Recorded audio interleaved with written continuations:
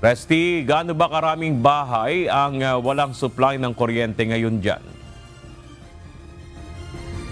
Yes, Bernard, nasa 75 na mga bahay nga ang apektado na napasama sa pinutulan ng linya ng kuryente. Apila nila hindi sila kasama sa abiso na inilabas ng ALECO dahil tanging ang makakasama lamang ay ang 4, 5, 6 hanggang 7 at ang 1, 2 na nanatiling may supply ng kuryente. Tanging ang 4, 3 lamang ang napasama sa pinutulan na hindi sila kasama sa mga inilikas o hindi sila pasok sa 6-kilometer permanent danger zone. Nangangamba ang mga residente dito dahil wala silang linya ng komunikasyon dahil wala ring signal ng ang telepono sa lugar. Umaasa lamang sila sa linya ng internet na nangangailangan ng kuryente para ito magamit.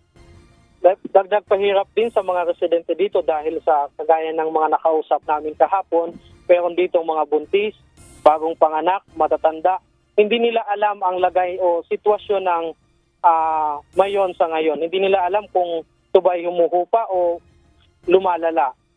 Nangangamba sila dahil paano daw kung gabi biglang sumabog si mayon, wala silang magagamit ng mga ilaw na iba pang mga para makalabas doon sa 7 kilometer permanent 7 kilometer sa paglikas nila. Wala silang magagamit na mga device para mas mapadali silang makalikas.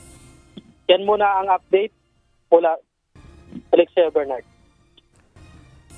Maraming salamat, Resty Gosmo, mula sa Kamalig.